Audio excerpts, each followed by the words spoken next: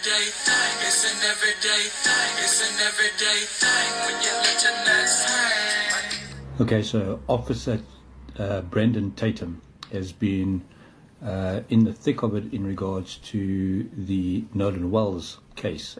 He's been lending advice and been giving his point of views of what he thinks through his knowledge and through what he believes is happening or has happened in regards to this case. So we've seen, or at least I've seen, a lot of criticism coming his way from various different people, thinking that he's being biased or at least dishonest in some of his findings. But before I start on this thing, I just wanted to say that it's important to separate criticism of his conclusions from the allegations that he has actually been dishonest, because those are not the same thing. So let's just delve into some of these criticisms that he's been facing. One of the criticism is that he is too quick to dismiss the family's suspicions.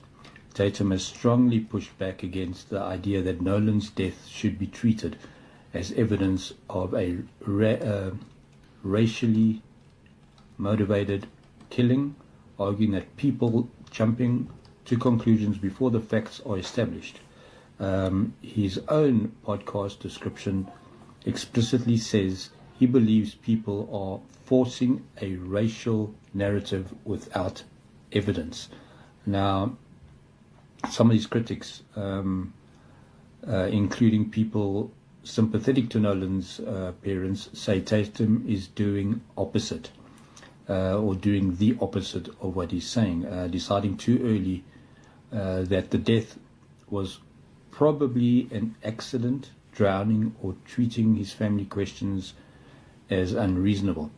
So that was that was one of the criticisms that the people had strong words to say about him.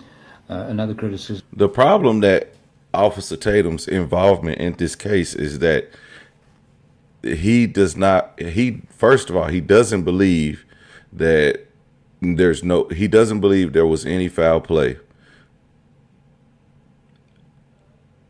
And he's pushing out the narrative that, one, the friends weren't involved at this point. There are other people involved. And so he's going on to say, since no one is talking, we're having to be forced to believe that nothing happened, and without a free and clear investigation and talking to everyone who was on that island. And that's problematic, because you don't want to just give up just because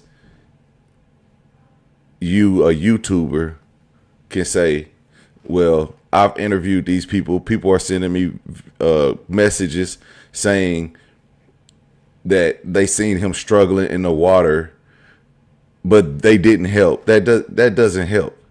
Nothing that Tatum is doing is helping at this point. Is that he gives too much weight to interviews with Nolan's friends.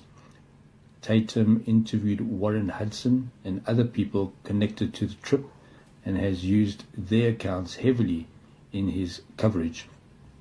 The criticism essentially is, why should Tatum's interviews be treated as more reliable than family accounts or information that hasn't yet been released by investigators? Nolan's family has repeatedly argued that the circumstances surrounding his disappearance haven't been adequately explained yet, so that he presents disputed claims too confidently. This is probably the most substantive criticism. Some commentators argue that Tatum sometimes moves from "this is what a witness told me" to languages that sound more like "this is what happened." So, he's getting a lot of criticism. We still don't know the full extent of what's happening with the Nolan Wells case, and I've got to say, I'm generally a very big fan of Officer Tatum, and he's very knowledgeable, very understanding in a lot of the topics that he discusses and talks about in his podcast. But this is not about what I think. Okay, this is what I want you guys to tell me. Do you trust and believe in Officer Brandon Tatum's point of views in the Nolan Walls case? Do you think he's too pushy? Do you think he's too biased on the one side? Let me know in the comments, because this is clear. I do think Officer Tatum is biased. I was never into this case to be like to talk about race and that race had anything to do with it. I really didn't start really talking about it until I got a little bit more details on what was going on. But I haven't drawn a conclusion that he was targeted because he was black. And although the case, even if it comes out that there was some foul play, I don't think they would draw the conclusion that it's over. It was race. It was an altercation that happened.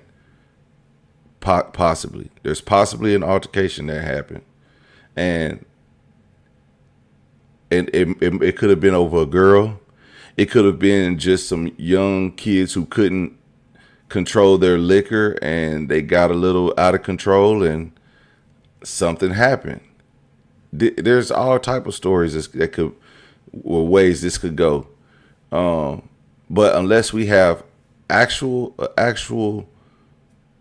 evidence of any type of racial discrimination, which I'm sure there's probably not many, but there's not a lot, but there's probably one stitch of evidence that would conclude this was about race. But I don't think it at all. Overall, I don't think it'll be anything that has to do with race, man. Let me know what y'all think about that in the comment section.